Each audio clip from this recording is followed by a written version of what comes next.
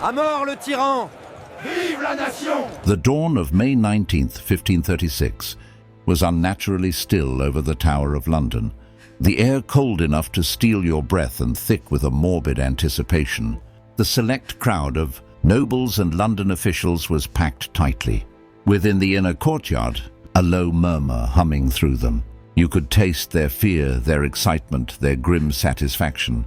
And at the center of this macabre theater stood Anne Boleyn, a queen dethroned.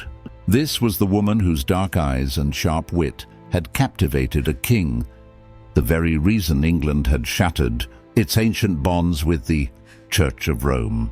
Now she stood alone, blamed for everything from treason and adultery to witchcraft and incest, the convenient scapegoat for a king's waning affection and a nation's turmoil. She had heard the whispers of a devil's mark on her neck, the jeers of the public who once adored her. She ascended the cold wooden scaffold, her heart pounding a frantic rhythm against her ribs. Dressed in a grey damask gown over a crimson kirtle, her eyes were remarkably steady, fixed on some distant point beyond the walls, perhaps on a memory of Hever Castle, or the glittering court she once commanded. She spoke briefly, her voice clear but strained, praying for the king and asserting she died his loyal subject. A French swordsman, specially imported from Calais for his expertise with a single, clean stroke, stepped forward. He was her final peculiar mercy. He offered a distraction, a murmured request for forgiveness. And as she turned her head to absolve him, the world became a blur of motion. The blade flashed, a silent arc in the morning light. One moment she was a queen offering grace. The next, her head lay severed in the straw, her dark eyes wide open, her lips still moving in silent prayer. Blood, shockingly red, soaked into the wood and straw. The crowd, for a single collective heartbeat, was utterly, profoundly silent. Even the seasoned executioner looked pale. And as her body was bundled into an old arrow chest, King Henry VIII, miles away, was already preparing to hunt, his heart and his bed soon to be filled by Jane Seymour. Anne's death stunned Europe, a chilling lesson written in blood. Kings wrote frantic letters. Poets were inspired by the tragic muse. And in the gilded corridors of power, every ambitious woman learned the brutal, final price of crossing a king. Anne was gone, but the legend of the queen who lost her head had just begun. The morning of January 21st, 1793, was a festival of bloodlust. Paris awoke not to the sound of birds, but to the drumming of a revolution that had turned on its father. The air was bitingly cold, but the city was feverish. King Louis XVI's final journey was a slow, grim procession through streets lined with a staggering 80,000 armed guards, their bayonets glinting like a field of steel. The city was a powder keg, and any wrong word, any sign of royalist sympathy could trigger a massacre. Women, men, and even children scrambled onto rooftops and crowded every window for a better view, their breath misting in the frigid air. Louis, the king who had tried to flee his people in the disastrous flight to Varennes, now rode in a simple, rattling cart, his face ashen, his hands clutching a final confession. He was a prisoner of the nation he failed to understand. At the Place de la Révolution, the executioner Charles-Henri Sanson, a fourth-generation master of death who had turned the act into a chillingly efficient science, waited patiently by his machine. The guillotine, nicknamed the National Razor, stood stark against the grey sky. Louis, with a dignity that surprised many, climbed the steps. He tried to address the sea of faces, to speak a final word to his people.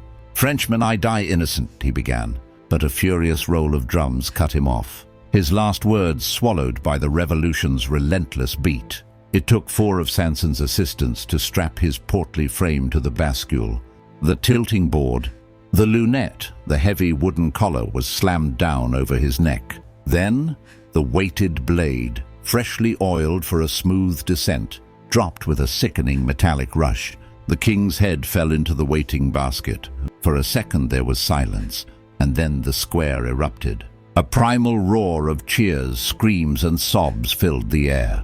Men pushed forward, dipping handkerchiefs and scraps of paper into the royal blood, seeking grisly souvenirs of a fallen age. Within hours, rumors swirled that the blade was too dull, that his eyes blinked after death, that he had suffered. The city was divided, unable to agree if it had witnessed the dawn of justice or the descent into barbarism. The monarchy was dead, but the terror had just been born. February 8, 1587 dawned with a thick, clinging fog that shrouded Fotheringhay Castle in a ghostly pall. For 19 years, Mary, Queen of Scots, had been a prisoner of her cousin, Queen Elizabeth I, a living, breathing threat to the Protestant throne. Now her final hour had come. She entered the great hall, which had been converted into an execution chamber, with a regal composure that silenced the gathered witnesses. She was dressed not for death but for martyrdom, in a striking gown of deep crimson velvet, the liturgical color of sacrifice in the Catholic faith. Her prayers, spoken in a firm, clear voice, were those of a devout Catholic, a deliberate and defiant act in this Protestant stronghold. She knelt at the block, laying her head upon the rough wood. Her final words are whispered, "Into thy hands, O Lord, I commend my spirit." But the executioner, a man known as Bull, was nervous and unprepared, his breath sour with the stench of cheap ale. The first swing of the axe was not a clean strike. It was a hack, a brutal chop that buried the blade deep into the back of her skull. A muffled groan escaped her lips. The second blow was worse, a crushing impact that severed muscle and bone but failed to fully separate her head. From her body, the head now hung by a grisly thread of tissue. Panicked, the drunken Axeman was forced to grab her hair and saw through the remaining flesh with his knife. The crowd, which had expected a swift judicial act, was utterly sickened. Some gasped, others turned away to vomit. Then, a movement from beneath the Queen's voluminous skirts. Her small terrier, who had hidden there, emerged, whining piteously and circling her body, its fur becoming soaked in her blood. When the executioner finally lifted the head to show the crowd, a final indignity occurred. Her auburn wig came away in his hand, revealing the short grey hair of a woman aged by decades of imprisonment. The botched three-stroke killing was not the clean justice Elizabeth's government had hoped for. It became a powerful symbol of political murder, a martyrdom that would fuel Catholic resistance for generations. Mary had lost her life, but in her gruesome death, she won a powerful legacy. October 16th, 1793. Paris awoke once more, hungry for royal blood. The widow Capet, once the most dazzling and despised woman in Europe, Marie Antoinette, had been broken by her imprisonment.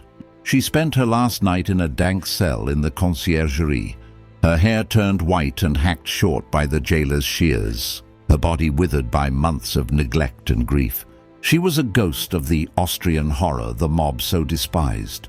When the guards came for her, they bound her hands behind her back and forced her into a common wooden cart for the long, torturous ride through the heart of Paris. She was paraded through streets that reeked of sewage and revolutionary fervor.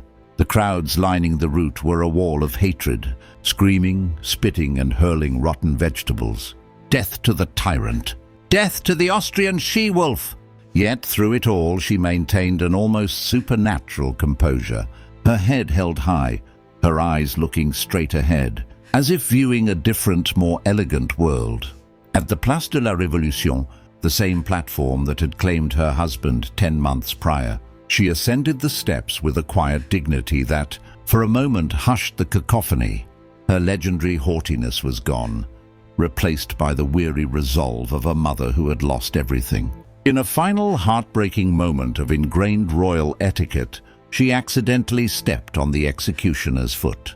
Her last recorded words were not a curse or a political statement, but a simple automatic apology. "Pardon me. Sir, I did not do it on purpose." She offered no resistance as she was strapped to the plank.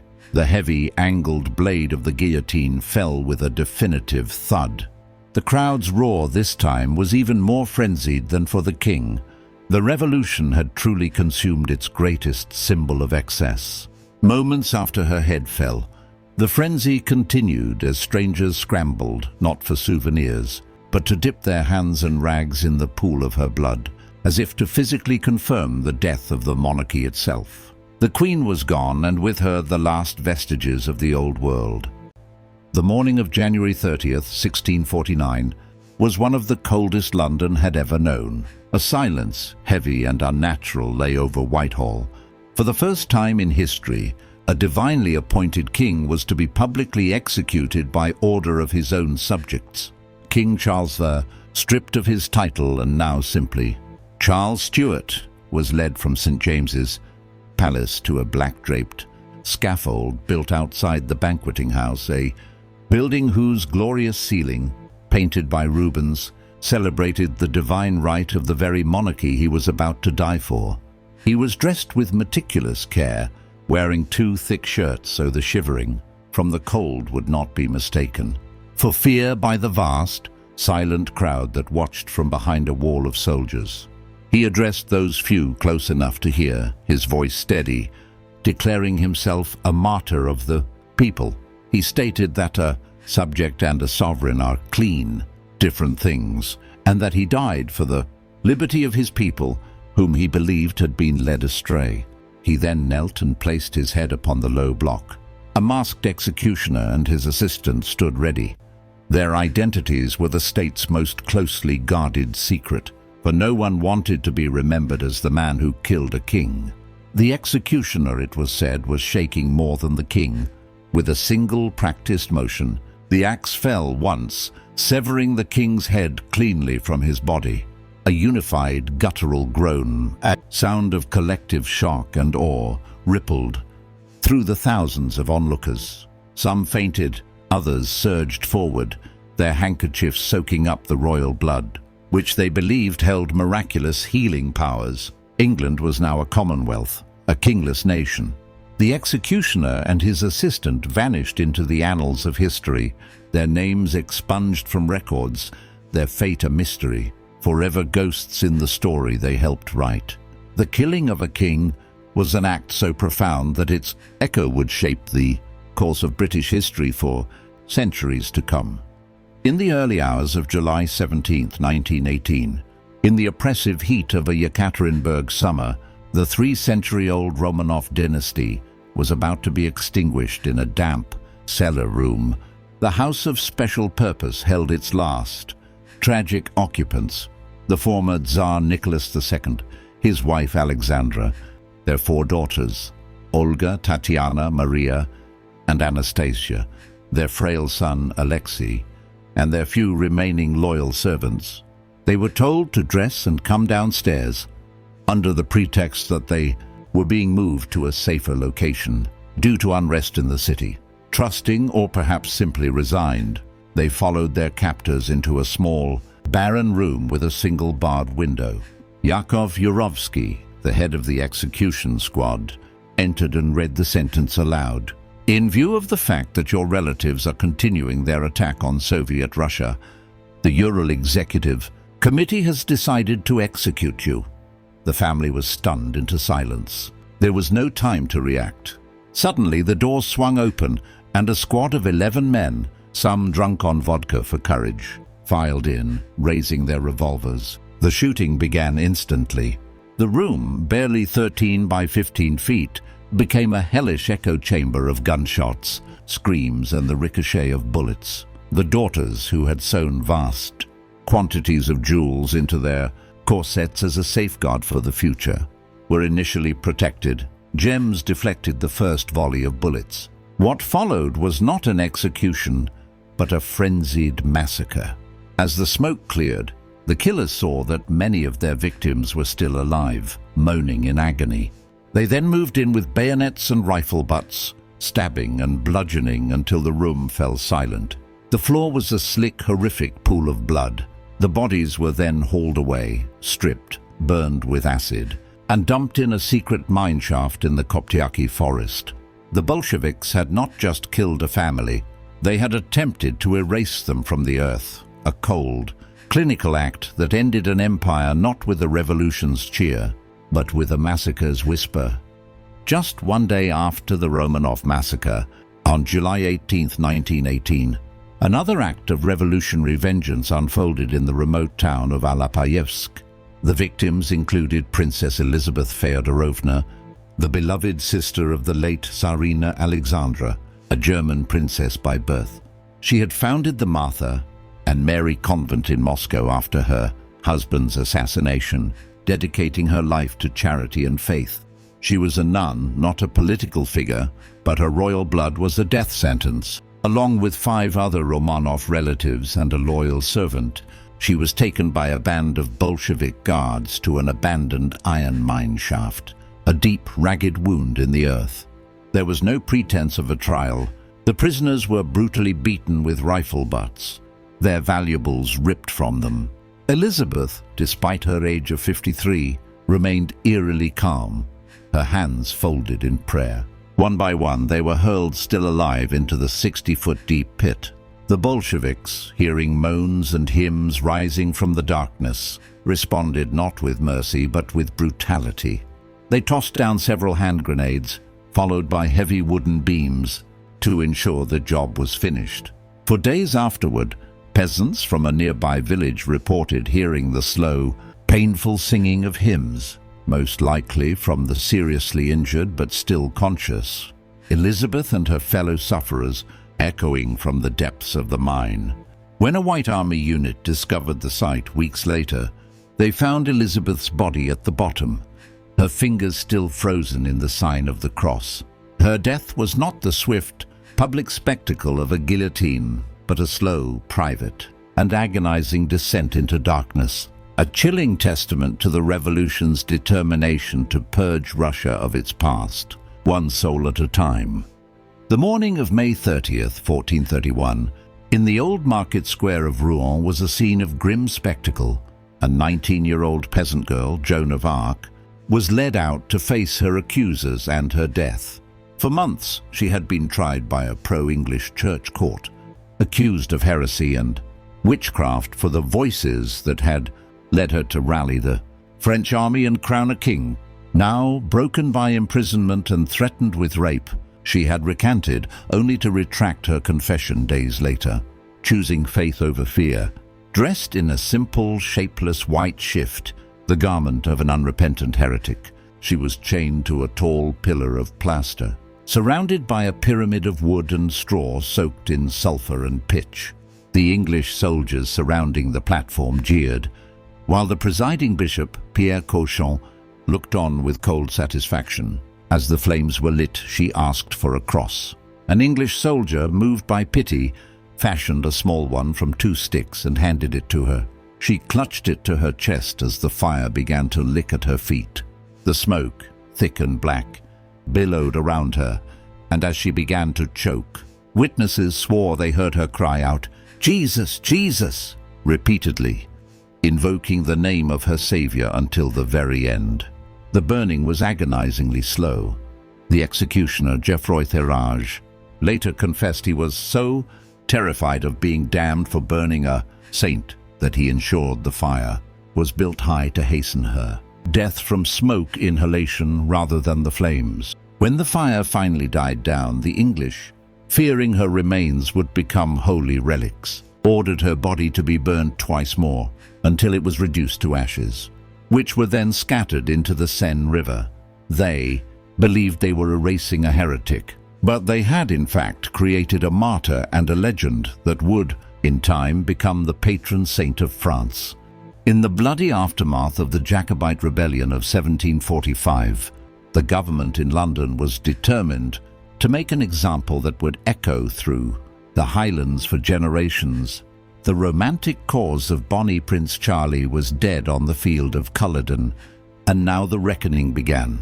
Tower Hill in London was transformed from a place of occasional high-profile executions into a grim, efficient assembly line for aristocratic blood. Over several months in 1746 and 1747, a procession of Scottish lords, clan chieftains, and officers, many of them barely out of their teens, their lives defined by loyalty to the Stuart cause, were dragged to the scaffold. The executioners, their faces hidden by grim black masks, were professionals whose identities were a state secret. The victims, men like the elderly Lord Lovat or the dashing James Radcliffe, Earl of Derwentwater, met their ends with a courage that often moved the hostile. London crowed to a grudging silence. The axe would fall, and the head would be held aloft with the traditional cry, "Behold the head of a traitor!" But the spectacle did not end there. The government, in a calculated act of psychological warfare, ordered that the heads of the most prominent rebels be piked and placed on spikes and publicly displayed on Temple Bar and London Bridge, where they would slowly decompose, grisly weather vanes pointing the way to treason's end. The bodies were often handed over to anatomists for public dissection, a final humiliating desecration. This was not merely justice. It was a systematic, terrifying display of state power designed to crush not just a rebellion, but the very culture and spirit that had fueled it. The final act in our gallery of royal deaths feels less like a formal execution and more like a brutal, back-alley gangland murder.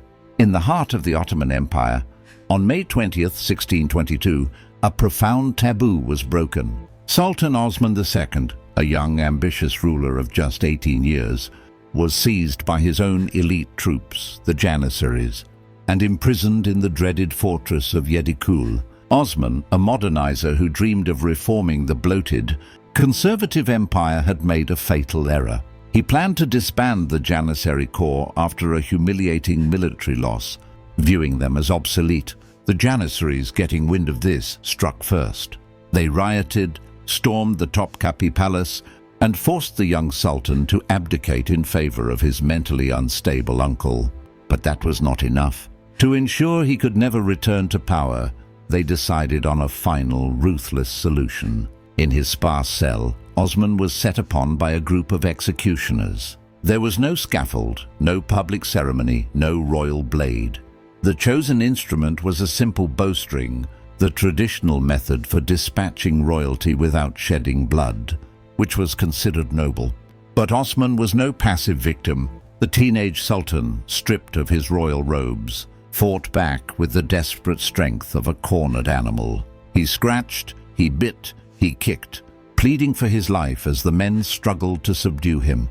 The struggle was so violent, it was reported that one of the executioners broke his own fingers. Finally, they managed to loop the string around his neck and strangle him to death.